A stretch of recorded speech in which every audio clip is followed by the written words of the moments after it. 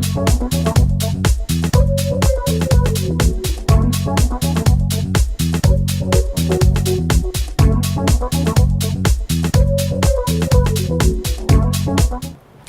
afternoon, everybody. I'm Corinne Caro, and welcome to the Daily Blue. I'm very, very excited about our next guest. She's a really good friend of mine, and you're going to be very surprised about some of the stuff that she has to tell you. This is my good friend, the Honorable Acting Supreme Court Judge, Marlene Budd. Thank you for being here today. Oh, thank you for having me. I am so entranced by what you do every single day. First of all, just tell us a little bit of your background. Okay, I've been an attorney for over 20 years. Really? And I was elected in 2005 to the family court in Suffolk County. So I was a family court judge for 6 years, and then since January of last year, I was moved to the Supreme Court handling matrimonials.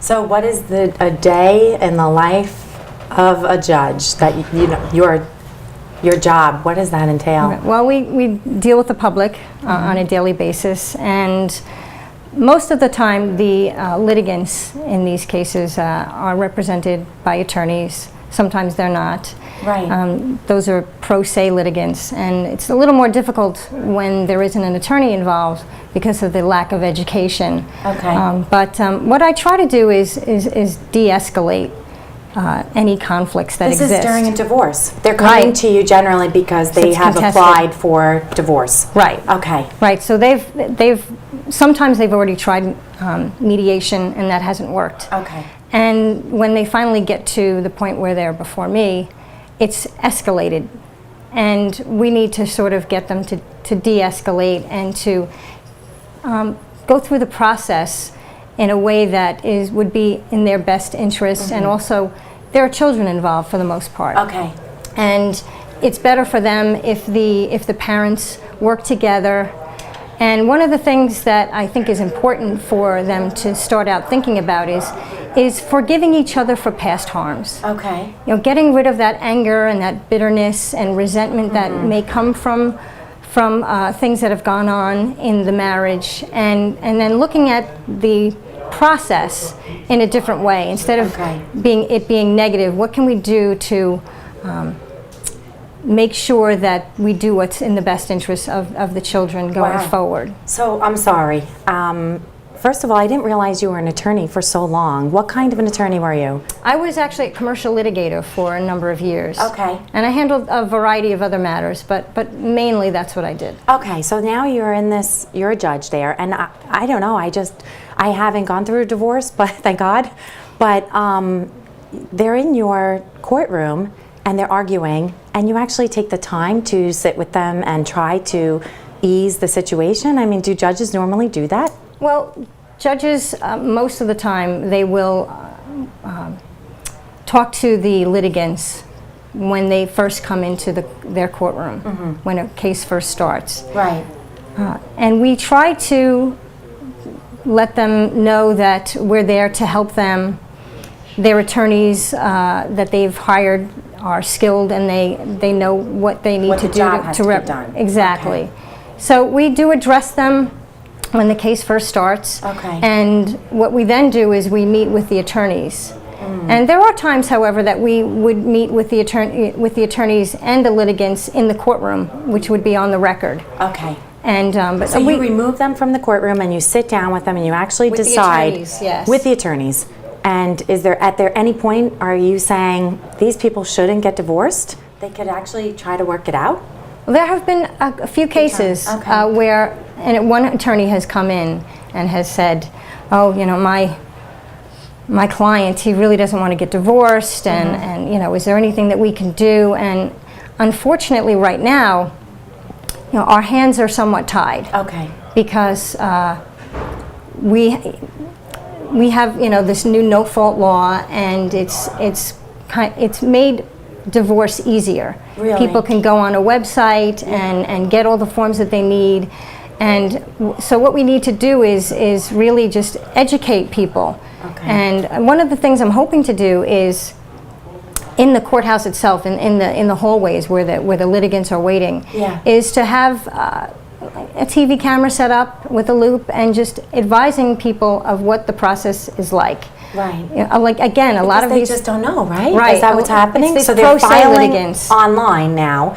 And Right. are you seeing a tremendous amount of divorces? I mean, that's what we're hearing, Yes, but yes. just because it's so easy. Right. And so I think we need to educate them as to what is involved Okay. with divorce and the financial aspects and how it can negatively affect their children. I mean, there are obviously negative aspects of divorce, and I think that we need to educate, especially the pro se litigants, because they have to know that there are alternatives Right. for them.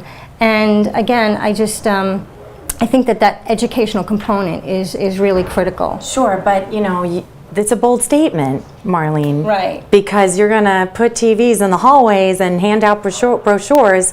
I mean, really, a lot of people will say, wow, I need this. Maybe I should think about what I'm doing. Right. Or a lot of people will say, what the heck is this? Right. Do you think that you're going to have those people battling you? It could happen, but You're ready for the fight. that's true. And you know, this is something that, you know, I would have to get approval for Right. within the system, so to speak. Right. But I'm also fortunate that I'm working with Toro Law School, and I have an intern. I'm getting an intern to do some research to Okay. find out what other states are doing to decrease the divorce rate, Okay.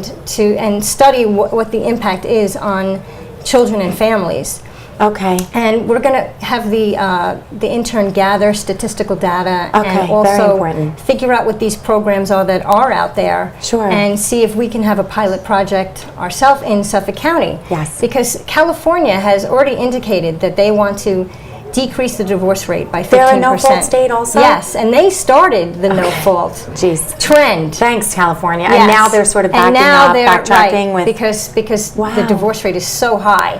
And even though Dr. Malone indicated that perhaps divorces are at a lower percentage, but the percentage among people who are married is higher. And especially, again, because of the no-fault Right. statute. We have seen a very large increase in the divorces in Suffolk County. Okay, so I just want to mention to our viewers that we were gracious enough to have Dr. Henry Malone on, and how wonderful it is that the two of you have met and realized in your profession and his as a marriage therapist that there is a definite problem on Long Island, and you're seeing it significantly in Suffolk County. How do you think that relates to the rest of the country? Do you have any idea? I know you're getting this intern to research some stuff, but I would imagine that it's probably worldwide, but at least in the United States, I'm sure it's in every state that Right. the divorce rate has gone up, because most states are already no-fault states. It's just trickled like Right. one after another, and right? The pressures of the economy and other pressures that they have, you know, and they don't realize that there may be alternatives that are available to them, and they're also not educated on the process Right. the way perhaps that they should be. Right. So, you know, Wow. there's a lot that I think can be done, and I know that other states and other courts are doing things. Some courts are adopting a waiting period. Some courts are suggesting that certain clients go to counseling if at least one party Okay. is interested in think that would be reconciling, great. and that there They are should children go. involved. Okay. You know, so there might be somebody in the middle that can assess that. Okay.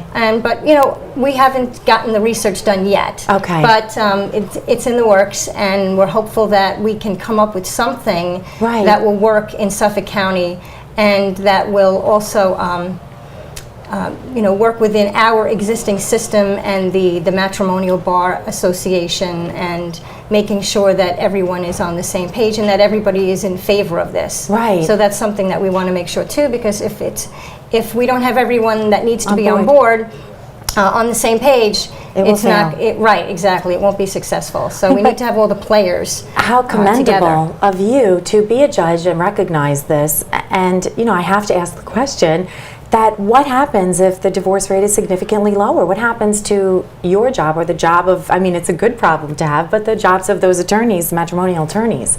Well, I'm sure that the divorce rate will still be There, existing. It'll be at a certain But level. there will be less of you guys, right? Right, and well, that may And be that- more among the pro se litigants. Yeah. The ones who haven't gone to an attorney, who don't understand what goes on. Mm-hmm. Because those who do see an attorney, they're told, this is what's going to happen. This is what equitable distribution is. This Mm-hmm. is what can happen to your pension.